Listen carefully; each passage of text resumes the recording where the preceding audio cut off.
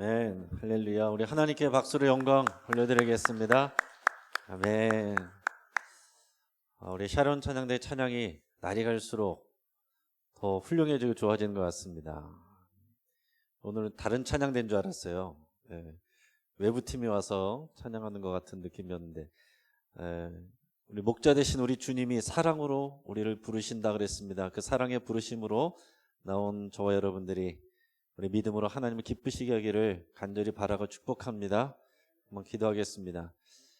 하나님, 목자 되신 우리 주님께서 우리를 부르심으로 우리가 목자의 음성을 분별하며 하나님 아버지 앞에, 우리 목자 앞에 나왔습니다. 오늘 이 시간 주님을 사랑하고 사모하며 나와 있는 모든 하나님의 자녀들, 이 양들을 하나님께서 돌보시고 모든 무너져 있는 것들이 소생케 되게 하시옵소서. 우리들의 주의 인도함을 따라갈 때에 오직 주의 음성 듣고 또 주님만 따라갈 수 있도록 인도하여 주시옵소서. 귀한 분재임을 올려드리오니 김윤희, 김윤경, 김윤미, 이준엽, 이하윤, 노민소의 노연서 예물들의 손길도 기억하시고 저들의 삶 가운데도 주의 진리가 그대로 삶이 되고 또 열매가 되게 하여 주시옵소서. 성령 하나님 이 시간 임재해 주셔서 우리 각 사람의 마음에 또 심령에 또 조명하여 주시고 그 진리를 깨닫게 하여 주옵소서. 감사하며 우리 주님 예수 그리스도의 이름으로 기도합니다. 아멘. 자, 오늘 우리가 읽은 본문을 통해서 다른 복음은 없다라는 제목으로 같이 은혜를 나누겠습니다. 앞에서 우리 샤론 찬양대가 찬양하면서 목자 되신 우리 주님이 우리를 사랑으로 부르셨다라고 그랬습니다. 여러분, 그것이 우리의 믿음의 고백이 되기를 바랍니다. 마지못해서 오는 것이 아니라, 우리가 복받기 위해서 오는 것이 아니라, 또 우리가 나쁜 일이 생기지 않기 위해서 오는 것이 아니라 주님을 사랑해서 오는 이 자리가 되기를 간절히 바랍니다. 그것이 우리 성경의 가르침이고 우리가 그 말씀을 믿기 때문에 이 자리에 있는 것입니다. 여러분, 우리가 살아가는 모든 것은 믿음으로 하는 거예요. 자, 예를 들어서 우리가 밑에 사거리에서 여러분 찾길을 건너실 때 파란불이 켜지면 여러분 주저없이 건너가시잖아요. 믿음이 없으면 안 되는 일입니다. 파란불 이전에는 차가 싱싱 다니는데 잘못해서 부딪히면은 우리가 죽을 수도 있는데, 그러나 여러분들이 신호등에 파란불이 들어오면 그것은 차량들은 멈추고 보행자들이 건너도 된다는 것을 아는 지식이 있는 것이고요. 그리고 여러분들이 그것을 실제로 믿고, 그리고 여러분들의 발걸음을 내딛는 담대한 실행을 통해서 건너가는 것입니다. 그 믿음이 없으면, 지식이 없으면, 믿음이 없으면, 또 담대함이 없으면 길을 못 건너는 거예요. 아예 그냥 교통체계가 다르다. 예를 들어서 일본 같은 경우에는 모든 것이 정반대입니다. 정반대여서 우리나라는 차가 우측으로 통행하는데 일본 같은 경우는 좌측으로 통행하고, 또 우리나라는 차들이 운전석이 좌측에 있는데 일본 같은 경우는 우측에 운전대가 있습니다. 그래서 처음에 일본 가셔서 또 운전을 하시거나 하는 분들은 이게 굉장히 헷갈려가지고 위험할 수가 있는 거예요. 또 차를 타고 다니다가도 가끔 보면 이렇게 1차선으로 고속으로 달리다 보면 순간순간 흠칫할 때가 있어요. 바로 이렇게 차들이 뭐 얼마 되지 않는 이 차이로 제 앞에서 이렇게 달려오는데, 제가 그 길을 이렇게 달려가고 있는 것, 그것도 고속으로 이렇게 달려가고 있는 것, 거기에는 어떤 장애가 없습니다. 그냥 선이 그려져 있는 거예요. 그것도 마찬가지로 다른 차량들이 이 선을 지킨다는 것을 제가 알고 있고, 그렇게 할 거라는 것을 믿는 믿음을 가지고 제가 담대하게 운행을 하는 거죠. 장례 때도 보면 우리가 하는 모든 일들, 이것을 할 거냐 말 거냐, 살 거냐 말 거냐, 해도 되냐 안 해도 되냐, 다 여러분 믿음에서 오는 것입니다. 믿음이 있기 전에는 분명한 이 진리와 복음에 대한 지식이 있어야 되고요. 우리 그리스도인들은 예를 들어서 또 추도식을 드리잖아요. 우리는 제사를 드리지 않습니다. 추도식을 드리는데 교인들 가운데서도 이제 그런 경우들이 있습니다. 아, 원래 제사는 하루 전날 하는 거래. 그러니까 하루 전날 추도식을 드려야 된다. 여러분 그렇습니까? 아닙니까? 이게 알면 괜찮은 거고 모르면 찝찝하게 되는 거예요. 아니 원래 전날 하는 거래 이렇게만 알고 있으면은 그날 전날을 맞춰서 꼭 추도식을 해야 올바르게 하는 것처럼 생각이 된단 말입니다. 근데 예전에도 제가 한번 설명을 드린 적이 있었는데 우리나라 제사법은 원래 이제 그런 조상님들의 혼령이 오셔서 그 제사상을 먹는다라는 그런 믿음을 가지고 하는 거잖아요. 그래서 우리 조상들에게 제사상을 차려드릴 때 가장 이른 시간에 가장 먼저 제사상을 차려드리는 것이 효이다 이렇게 생각을 했기 때문에 우리나라에서 가장 이른 시간은 언제입니까? 밤 12시죠. 밤 12시부터 하루가 시작이 되잖아요. 그래서 밤 12시에 제사를 지내던 것이 원래 관습이었습니다. 근데 밤 12시에 지내는 것이 쉽지가 않잖아요. 그 시간에 맞춰서 이제 가족들이 이제는 다 같이 한 집에 사는 것이 아니다 보니까 밤 12시에 모여서 제사를 드리고 또 이제 흩어져야 되고 하는데 그것이 어려우니까 그냥 조금 더 일찍 와라. 그래가지고서 아예 그 전날 저녁에 사람들이 편의상 드리게 되다 보니까 이것이 잘못 와전이 돼서 원래 제사는 하루 전날 드려야 되는데 이것이 또 그냥 막연하게 들은 그리스도인들이 교인들도 추도식은 하루 전날 해야 되는데 이런 식으로 이제 생각을 가지고 믿고 또 그렇게 해야 된다고 생각을 하는 경우들이 있다는 얘기입니다. 그러니까 알면 그렇게 안 해도 된다는 것을 말할 수 있어요. 그런데 모르면 뭔가 잘못하는 것 같고 죄 짓는 것 같고 그렇다는데 남들이 그렇다니까 뭔가 우리가 불안한 마음을 갖게 된다는 거예요. 우리 신앙생활 한다는 것은 우리 믿음을 갖는 것인데 뭐에 대한 믿음입니까? 복음에 대한 믿음이에요. 복음의 지식이 있어야 되고 그 복음의 지식에 대한 믿음을 가지고 있어야 되고 그 복음에 대한 믿음을 가지고 담대하게 실천할 때 우리가 신앙생활을 하게 되는 것입니다. 그래서 우리는 복음을 얘기할 때 첫째는 복음을 배워서 알아야 돼요. 두 번째는 그걸 정말로 믿어야 됩니다. 알기는 않는데 믿지 않는 경우들이 있어요. 세 번째는 알고 믿는 것을 실천을 해야 돼요. 그래야 그게 복음이 의미가 있는 것이고 복음은 복음으로 우리가 실천하여 살 때 복음의 의미가 있는 것입니다. 자, 복음을 알게 되면 복음을 정확히 이해하게 되면 복음을 믿게 되면 삶이 달라질 수밖에 없어요. 우리가 부활절이 지났지만 부활절은 그냥 절기 행사가 아니라고 그랬습니다.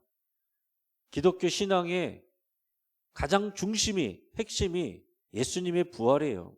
거기서 모든 하나님의 약속과 십자가의 능력이 과연 진실이고 사실이고 그리고 이것이 실패가 아니라 하나님의 성공이고 지는 것이 아니라 하나님이 승리하신 거라는 것을 다 증명하는 것이 이 부활이기 때문에 부활로부터 부활하신 예수님을 만났기 때문에 예수님이 말씀하신 말씀들을 믿을 수 있고 예수님이 행하신 이 십자가가 그냥 단지 저주가 아니라 우리를 위한 놀라운 하나님의 능력으로 바뀌게 되는 것입니다.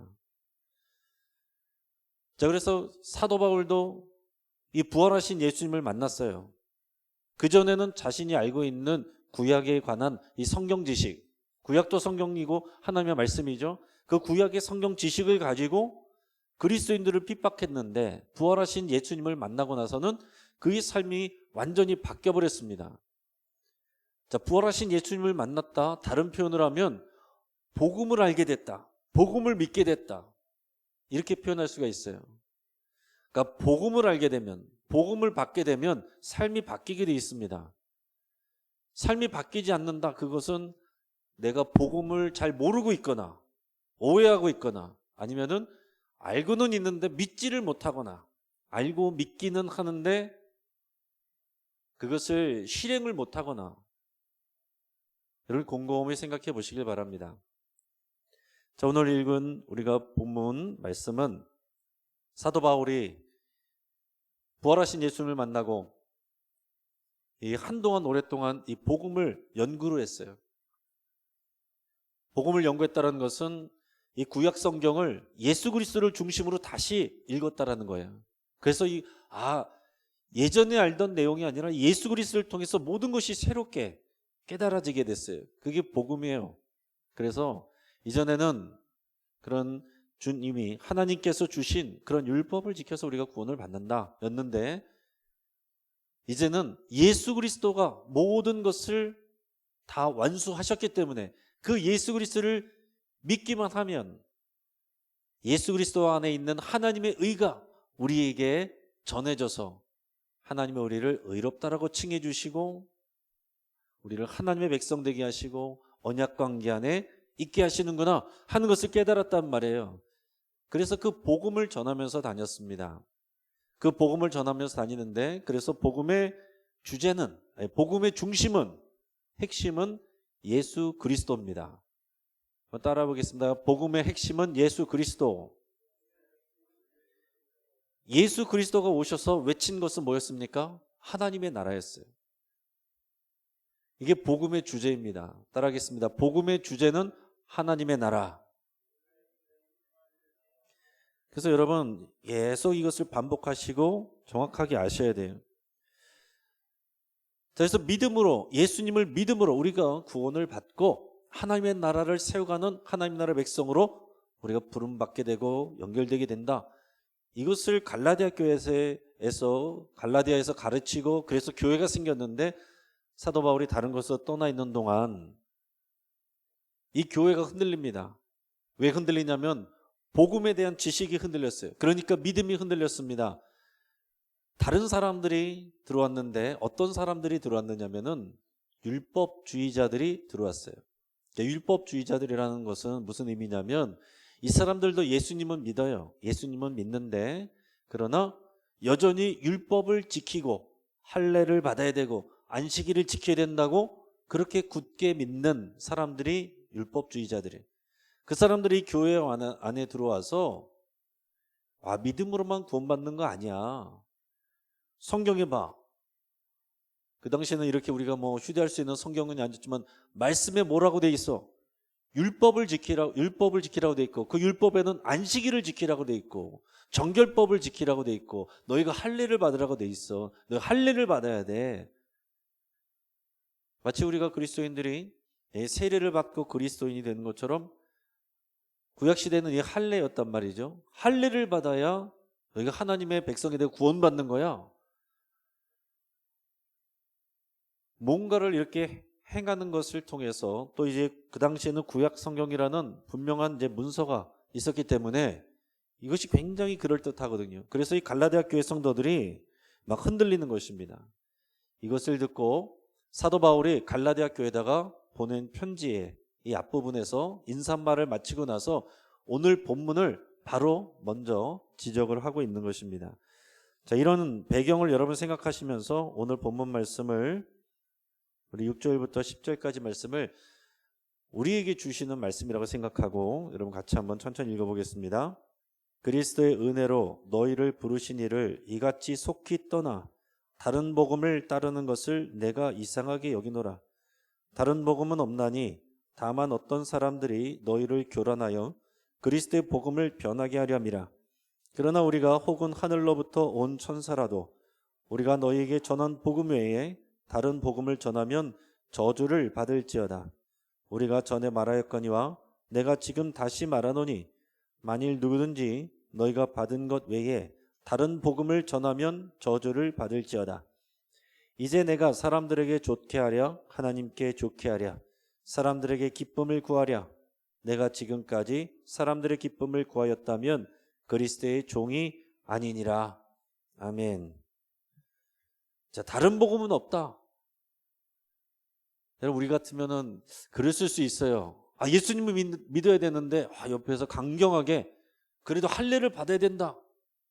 그러면 좀 싸우기도 그렇고 분란이 일어나니 그래 뭐 할례 받는 게 나쁜 건 아니니까 할례도 받으시오. 이렇게 하고 중지할 수도 있을 거예요. 그러나 그렇게 되면 복음의 본질이 훼손된다는 것을 사도 바울은 너무나도 분명하게 확신하기 때문에 다른 복음은 없다. 할례를 받고 그것을 위한 것은 오히려 사람을 기쁘게 하려고 그건 인본주의적인 인간적인 것이지 예수 그리스도가 우리에게 주신 복음이 아니다라는 것을 분명하게 강조를 했습니다. 자, 우리는 그것을 알아야 돼요. 자, 구약과 신약은 이어지는 것입니다. 구약하고 신약이 따로 있는 건 아니에요. 근데 유대교는 지금도 구약 말씀만 믿습니다. 신약은 인정하지도 않고 대부분의 사람들은 이게 있는지도 읽어보지도 못한 사람들이 많아요. 자, 그러면 여러분이 유대교는 지금 구약을 믿는데 그럼 유대교는 하나님이 주신 말씀을 믿는단 말이에요.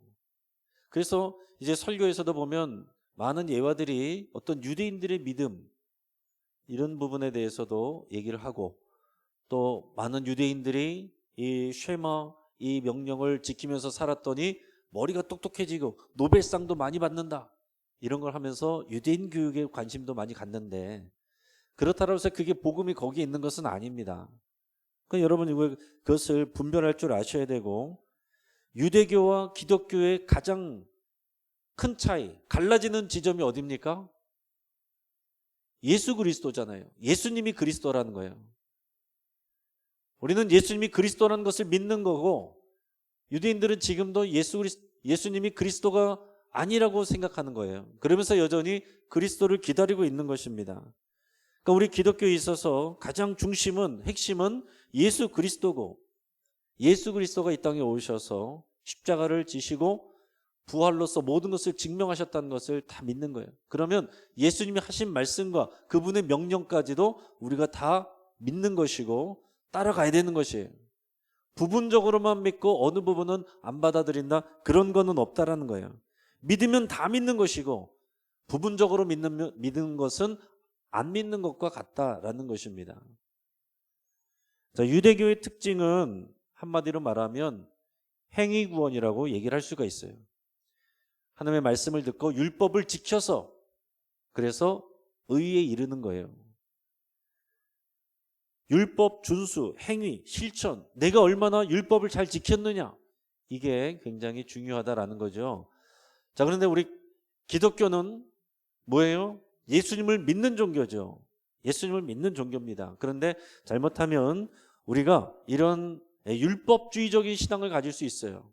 그게 다른 복음이 되는 것입니다. 갈라디아에서 말한 것은 그런 것이었어요. 거기서 말한 다른 복음은 예수님을 믿는데 할례도 받아야 돼. 안식일 지켜야 돼.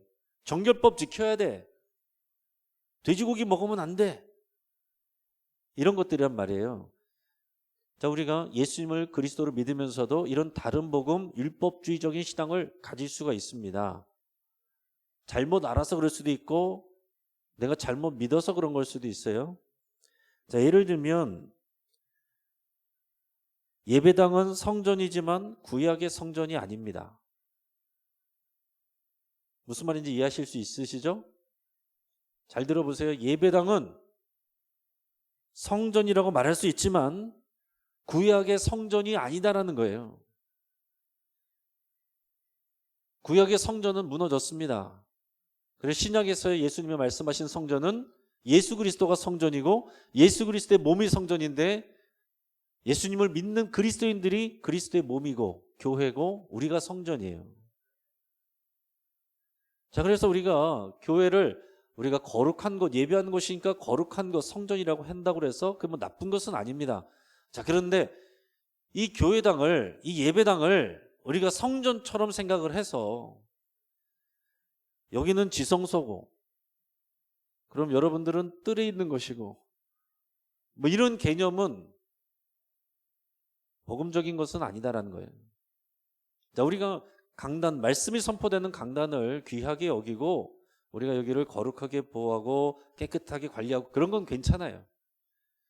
그런데 그것이 집착해가지고 잘못돼서 여기 올라오면은 큰일 난다든가, 아니면 여기는 정말 하나님이 임재하시는 거룩한 자리고 여러분들이 앉아 계신 곳은 편안하게 있어도 되는 하나님이 안 계신 곳이다, 이런 개념으로 가면 안 된다는 것이에요. 자, 두 번째, 목사는 사제가 아닙니다. 목사는 사제가 아니에요. 우리가 만인 제사장이니까 저도 제사장, 여러분도 제사장 이렇게 얘기할 수 있지만은, 그러나 우리가 그런 기능적인 제사장은 아니다라는 거예요. 영적인 의미에서 제사장이다 우리는 서로 얘기는 하지만, 실제로 가톨릭의 신부는 사제라고 표현하는 것이고, 사제는 제사장의 역할을 하는 사람들이에요. 자, 그래서 우리는 믿음으로 하나님께 죄를 회개하지만 가톨릭 성도들은 사제에게 가서 고백하죠. 그러나 성경은 이제는 우리가 만인 제사장이고 하나님께 다 직접 나갈 수 있어요. 사제를 통하지 않고 그냥 하나님께 우리가 참회 기도를 하고 우리가 용서를 받을 수 있다라는 얘기입니다. 자, 그래서 만약에 우리가 목사를 보는데 여러분들이 그렇게 바라보신다. 목사를 통해서만 복을 받고, 목사를 통해서만 뭔가 은혜를 받고, 목사를 통해서만 죄를 용서받고, 목사를 통해서만 응답을 받는다, 그런 관점은 아니다라는 것이죠. 여러분, 그래서 우리는 만인 제사장, 저와 여러분들이 다 만인 제사장이고 다 하나님 앞에 각자 나갈 수 있어요. 그러나 이제 역할과 기능이 다른 것입니다. 목회자는 전문적으로 훈련을 받아서 목양과 돌봄과 또 신방과 이 설교, 교육, 여기에 전문화돼서 이것을 감당하는 사람이고, 여러분들은 여러분들이 사는 곳에서 세상 속에서의 제사장 역할을 하는 사람들이에요. 자, 이런 것을 여러분들이 구별해야 되고 헷갈리면 안 된다는 것입니다. 목사를 너무 의지하면 어떻게 됩니까? 무당처럼 생각하는 거예요. 내가 지금 기도해도 되는데 빨리 목사님 모셔와서 기도 안 받으면 큰일 나는 것처럼, 목회자를 중요하게 여기고 목회자의 기도가 복이 있고 그건 맞습니다. 그러나 그것을 지나치게 해서 집착해서 마치 목사가 사제인 것처럼 무당인 것처럼 그렇게 생각해서는 안 된다는 거예요. 그러니까 이게 어느 순간에 선을 넘는 경우들이 있어요. 여러분들이 곰곰이 생각하셔야 됩니다. 다들 열심히 있는 것 같지만 어느 순간에 내 믿음이, 복음에 대한 이해와 믿음이 이 율법주의적인 신앙으로 넘어가는 그런 순간들이 있어요. 그런 때를 여러분들이 분별하셔야 된다라는 얘기입니다. 또 다른 예를 들면 성경에 나오는 절기들, 이게 구원의 요소로 여기면 안 됩니다. 첫째, 안식일. 안식일은 토요일입니다. 우리는 주일에 예배하고 예수님이 부활하셨기 때문에 우리는 하는데, 여러분 인터넷 가서 당장에 뭐 안식일 주일 쳐보세요. 그러면은 안상홍 증인의 이 하나님의 교회에서 이 기존 교회를 다 이제 비판하는 그런 글 많이 올라옵니다. 성경에 보시오, 성경에 안식일 지키라고 돼 있고 예수님도 규례를 따라서 안식일 지키는데 예수님이 주일을 지켰다는 기록이 어디 있어? 그러니까 기성교인들은 주일날 예배하는 사람들은 다 가짜요. 거기는 구원이 없어. 이게 이단인 하나님의 교회, 그리고 안식일 지키는 많은 교회들이 다 그렇게 하는 거예요. 그런 앞에서 얘기했지만 여러분, 구약과 신약이 이어지는 것은 중심이 예수 그리스도입니다. 히브리서 1장 1절에 보면 옛적에는 선지자를 통해서 말씀하신 하나님이 나중에는 아들을 통해서 말씀하셨다라고 그랬어요. 그래서 히브리서 말씀은 선지자보다, 제사장보다, 천사보다 예수 그리스도가 더 크다 말씀하시는 거예요. 그러니까 구약의 모든 말씀은 예수 그리스도를 통해서 재해석돼야 되는 것입니다. 자, 그러니까 단지 성경에 나와 있다, 안 나와 있다가 아니에요. 예수님이 규례를 따라서 당연히 안식일에 회당에 가셨죠. 예수님이 십자가 지시기 전이에요. 부활하시기 전입니다. 영광 받으시기 전이에요. 그래서 기독교 역사 처음에는 구원받은 유대인 그리스도인들이 당연히 안식일에도 나가서 회당을 나갔고 주일에는 또 모여서 예배를 드렸어요. 성찬식을 하고. 그러나 나중에는 점점 유대인들과 같이 있을 수가 없게 되면서 분리되었고, 굳이 우리가 이제는 안식일을 지킬 필요가 없이 주일 예배면 된다라는 분명한 믿음의 고백, 복음에 대한 지식이 있기 때문에 주일에 예배를 하게 된 것이다라는 것입니다. 더 나아가서는 이 하나님의 교회 이런 데서는 유월절을 지켜야 된다. 그런 데는 주로 이제 구약 성경 많이 보여주면서 그렇게 얘기하죠. 여러분, 언제나 예수 그리스도를 중심으로 다시 재해석이 돼야 된다는 것을 여러분 생각하셔야 돼요. 또 다른 예를 들면 예수 그리스도의 또 다른 중보자를 세우는 것은 잘못된 것입니다. 가톨릭 같은 경우에 그러죠. 가톨릭 같은 경우는 마리아를 또 다른 중보자처럼 그렇게 생각을 해요. 그래서 예수님을 통해서 하나님께 기도한 것이 아니라 자꾸 모후 마리아님에게, 성모 마리아에게 기도하고 그 앞에 가서 절하고 이런 일들을 한단 말입니다. 더 나아가서는 자꾸 신격을 하다 보니까 이것을 정당화하려고 합리화하려고 하다가 보니까 교회에서 지도자들을 모여가지고서 자기들이 결정을 하는 거예요. 마리아는 죄가 없다. 나중에는 마리아는 안 죽었다. 마리아는 안 죽고 승천했다. 성경에도 없는 얘기들을 만들어서 교회가 결정을 해가지고 가르치는 거. 그래서 교회의 결정을 성경과 동일하게, 아니면은 더 무게 있게 여기는 것, 이런 것도 잘못된 신앙이고 율법주의적인 신앙으로 간다라는 얘기입니다. 그래서 우리는 믿음으로 구원받는 것을 가르치고 믿는데, 이 처음에 그 시작이 가다가 가톨릭 뭐가 잘못됐냐면은 이 공로 사상이 너무 커갔던 거예요. 그래서 사제가 어떤 성사를 베푼 것을 받을 때 그거를 받아야 내 죄가 해결이 되고 구원을 받는다, 이런 쪽으로 가니까 변질되고 잘못되었다, 복음에서 벗어났다, 이런 얘기들을 하게 되는 것입니다. 또 한 가지 예를 들면, 여러분, 신앙 행위 자체를 의지해서는 안 됩니다. 무슨 얘기인지 잘 구별해서 들어보세요. 우리가 신앙생활 열심히 해야죠. 신앙생활 열심히 하는데 열심히 신앙생활하고 있는 나의 그 열심을 의지하면 안 된다라는 거예요. 근데 이것도 잘 분간 안 하면 스스로가 이제 혼동할 수가 있어요. 여러분, 예를 들어서 40일 기도한다, 40일 금식을 한다, 대단한 일이죠. 1000번제한다, 대단한 일이죠. 격려하고 칭찬하고 그렇게 합니다.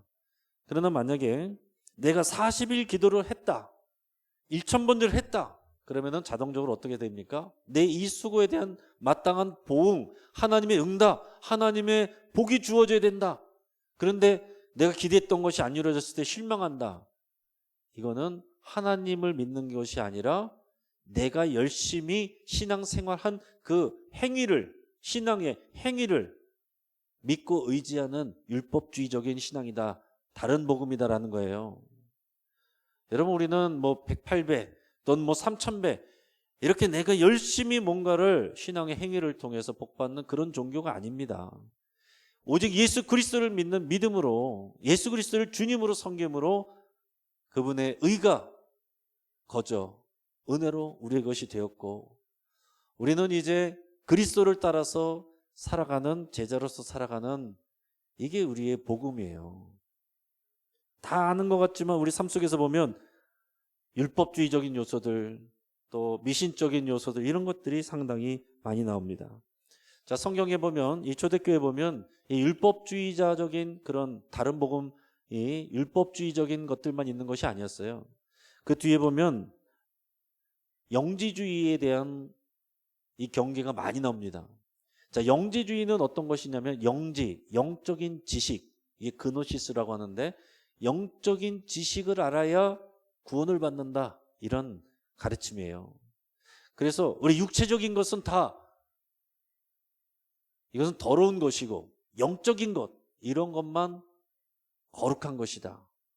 성경적인 가르침은 그런 것이 아닙니다. 우리의 영혼만 천국 가는 게 아니에요. 영혼만 부활하는 게 아닙니다. 우리의 몸이 부활하는 거예요. 몸과 영이 구별되는 게 아니라 하나의 전체적인 인간으로서 우리가 하나님의 자녀가 되고 구원받고 부활하고 그런 것입니다. 그러니까 이런 영적인 지식하면 사람들이 여기에 뭔가 좀 더 매력을 느낍니다. 그러니까 지금도 현재도 이런 영적인 지식, 이런 것을 특별한 지식을 깨달아야만 구원받는다라고 하는 그런 부류들이 있어요. 많이 있습니다. 예를 들어서 구원파, 지금도 구원파 많아요. 뭐 복음 침례 이렇게 써있는데 대부분 구원파입니다. 그런데 구원파도 여러 계열이 있고 뭐 지금도 활동하고 있고 종종 이렇게 뉴스들 통해서 보면은 우리 삶 속에 깊이 들어와 있고 영향력을 미치고 있구나 하는 그런 사건들을 통해서 보잖아요. 구원파는 구원의 비밀을 깨달아야 구원을 받는다라고 가르치는 것입니다. 구원을 받았으면 완전히 우리가 용서를 받았기 때문에 더 이상 우리는 회개할 필요가 없다라고 말하는 거예요. 굉장히 은혜롭죠? 그래서 여러분들이 물어봐서 여러분 회개 기도하십니까? 여러분 회개 기도하시죠? 주일마다 참회 기도하잖아요. 그러면 이 영적인 비밀, 구원의 죄사함의 비밀을 깨닫지 못했다라고 말하면서 이런 기성교회는 구원이 없다라고 얘기를 하는 것입니다. 그런 게 아니죠. 복음은 더 나아가서는 또 신비주의 운동들이 한국교회 안에서도 많이 있었어요. 이 교회 역사 가운데서 많이 있었고 한국 교회사 안에서도 이 신비주의 운동은 많이 있었습니다. 특히나 최근에 많이 유명했던 것은 이 김기동 베레아 아카데미, 이런 데 같은 경우 또 많이 유명한 이단이죠. 그리고 다미 선교회, 우리나라를 떠들썩하게 했던 1994년에 휴거가 일어난다고 그래가지고 막 뉴스에도 나오고 그랬던 사건들. 그 다미 선교회 그때도 보면 말씀을 온전히 이것을 잘 해석하고 믿고 따르는 제자로서 살아가는 것이 아니라 그런 신비적인 현상들, 예언과 환상과 방언과 방서, 이런 것들을 하나님의 말씀처럼, 오히려 말씀보다는 하나님의 말씀처럼 그런 것들을 믿었다라는 거예요. 그게 마치 하나님의 말씀인 것처럼 그렇게 따라가다가 결국 온 나라를 혼란스럽게 만들고 오히려 이 구원의 길을 막아버리는 이런 사단의 역사에 도구가 되었다라는 것을 여러분 잘 생각하셔야 됩니다. 저는 개인적으로 그분들이 기본적으로 악해서가 아니라고 생각해요. 그러나 영적으로 이게 혼란된 거예요. 혼합된 잘못된 복음을 붙든 것입니다. 성령은 따로 역사하시는 것이 아니라 말씀을 조명하시는 진리의 영이에요. 예수 그리스도를 올바르게 믿도록 도우시는 분이 성령님이십니다. 그래서 여러분 왜곡되거나 변질된 복음들을 우리가 주의해야 됩니다. 왜곡되거나 때로는 또 수준이 낮거나 부족하거나 아니면은 틀린 것은 아니지만 너무 어린아이 같은 초보적인 것이나 이런 것들이 있을 수 있어요.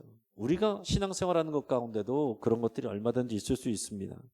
예를 들어서 우리가 복음을 생각할 때 구원 복음으로만 생각을 하는 것입니다. 예수님을 믿으면 내가 구원받고 천국 가면 끝. 나는 이미 구원받았으니까 남은 인생 내 마음대로 살다가 죽기 전에 선행 조금 하고 그러고 난 천국 가면 된다. 이게 잘못된 구원 복음이죠. 이런 복음을 바르게 이해하면 내 마음대로 살 수가 없는 거예요. 번영복음은 긍정적인 사고, 또 긍정적인 사고가 자체가 나쁜 건 아니에요. 그러나 믿음보다도 긍정적인 사고, 다 잘 될 거야. 그러나 하나님의 말씀은 안 될 거야 라는 것도 받아들여야 되는데 무조건 긍정적인 사고, 어떤 심리학적인 이런 긍정주의 이런 것을 강조하고요. 또 하나님의 복이 꼭 물질적인 것으로 재정적인 복이 되고 승진하고 잘 되고 좋은 대학 가고 좋은 회사 가고 이런 것으로만 강조하는 것이 이제 번영 복음입니다. 여러분 이것이 복음에서 없는 건 아니에요. 하나님 복 주시는 하나님이시고 우리가 잘 되기를 원하시는 분이십니다. 하나님 우리에게 가난하기보다는 우리가 부유하기를 원하시고 질병 앓고 살기보다는 건강하기를 원하세요. 그게 잘못된 게 아니에요. 우리가 재정적인 복을 받기로 해서도 기도해야 되고 건강하기로 해서도 기도해야 됩니다. 우리가 기도해서 날 수 있는데 이런 믿음보다는 이것은 하나님이 주신 선물이다라고 해서 내가 아예 치유 기도를 안 하고 하는 그런 거는 올바른 건 아니에요. 그러나 무조건 내가 나아야만 되고 잘 돼야만 되고 돈을 벌어야만 내가 하나님의 은혜 가운데 있다라고 믿는 것, 이게 번영 복음이다라는 것입니다. 여러분, 그러면은 우리 교회 안에서 성도들 가운데 여전히 가난하신 분들, 여전히 질병 앓고 계신 분들, 그러면 다 하나님의 은혜 안에서 벗어난 것이고 저주받은 것이 되는 거잖아요. 자, 그렇게 되면은 교회 안에서도 그런 분들이 생기는 거예요. 예전에도 그런 분이 있었어요. 어느 날 갑자기 그 구역장을 잘하시던 분이 내려놓는다고 그래서 잘하셔야지, 잘하고 계신데 왜 그렇습니까? 오랜 시간 동안 내 경제 상황이 나아지지 않고 내가 여전히 가난한 것이 다른 성도님들한테 본이 안 된다는 거예요. 그 안에는 어떤 것들이 자꾸 깔려 있습니까? 하나님의 은혜 가운데 내가 올바로 살면 내가 반드시 재정적인 복을 받아야 되는데 내가 지금 재정적인 복을 못 받고 있는 것은 믿음으로 온전히 서 있지 못한 그런 모습이니 부끄럽다, 이런 거예요. 여러분, 잘 생각하셔야 됩니다. 그러면 더 나가서 암에 걸린 목사님들, 선교사님들 저주받은 것입니까? 신앙이 잘못된 것입니까? 그거 아니거든요. 또는 자유주의적인 복음도 있어요. 자유주의적인 복음은 성경에서 신비한 부분, 초현실적인 부분, 믿기 어려운 부분, 뭐 오병이어, 예수님이 무리를 걸으신 거, 이런 거는 다 안 믿어요. 그냥 다 윤리적으로 해석해요. 그리고 윤리적인 인간, 이 사회에 어떤 이바지하는 거 좋은 거죠. 그 복음의 일부분인데 그것만 강조하면서 자기식대로 생각을 합니다. 그래서 더 나아가서는 이 자유주의적인 신앙관을 갖고 있는 사람들은 교회를 안 나가요. 교회 그런 데는 안 나가도 된다. 나가봤자 뭐 잘못된 거나 뭐 이렇게 사람들 싸우긴 하고 그러지, 난 뭐 믿음이 있고 나는 하나님 만나고 내가 기도하고 내가 신앙으로 사는데 뭐가 문제냐. 이 복음에서 이 교회론과 그 중요한 복음의 본질을 잘 모르는 거예요. 더 나아가서는 타종교와의 협력을 강조하다가 지나쳐서 혼합주의적인 성격으로 나가기도 해요. 그럼 우리가 예전에도 말씀드렸다시피 얼마든지 타종교와 대화할 수 있어요. 선한 사업을 함께 할 수도 있습니다. 이웃으로 친하게 지낼 수도 있어요. 제가 뭐 아직 그렇게는 못했지만은 우리 교회는 이쪽으로 가도 저리 있고 이쪽으로 가도 저리 있고 뭐 이제 같이 가서 뭐 차도 나누고 뭐 그러고 싶기도 해요. 뭐 그러나 이제 뭐 그럴 시간도 없으려니와 뭐 그렇게 못하지만, 그러나 그런 것하고 혼합적인 성격으로 가는 것하고는 다르다라는 것입니다. 예를 들어 어떤 교회는 무당을 불러서 교인들이 강의를 들어요. 그러면서 목회자가 하는 일이나 무당이 하는 일이나 사람들과 신 그 사이에서 서로를 중개하는 일을 하는데 다 같은 일이다.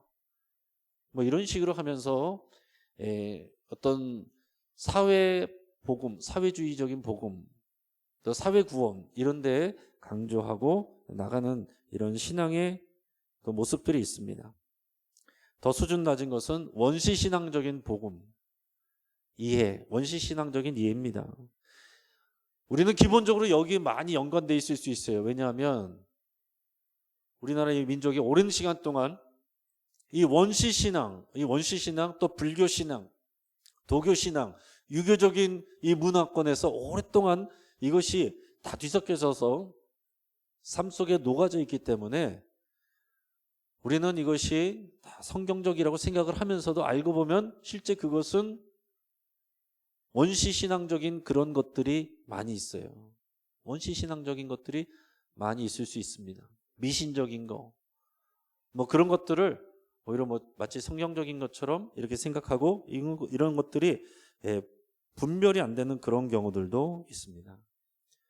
자, 이제 마치면서 제가 이제 아닌 것들을 많이 강조한 것은, 맞는 것을 강조를 하면 우리는 다 아는 것 같고 들으면 이미 다 들었던 내용들이고 아는 내용에서 나도 아는 것처럼 스스로 생각할 때가 많아요.